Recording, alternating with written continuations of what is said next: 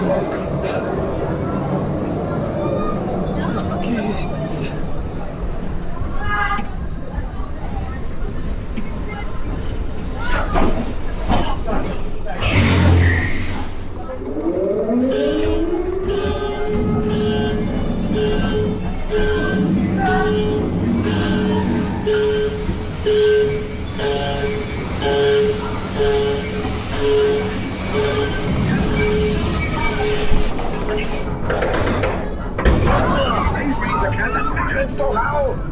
Auf gut Deutsch. Bitte beachten Sie, während der Fahrt ist das Mitführen von Brillen, Schals, Kopfbedeckungen, Rucksäcken, Taschen, Schirmen, Handys, Selfie-Sticks, Kameras und anderen losen, spitzen oder scharfkantigen Gegenständen untersagt.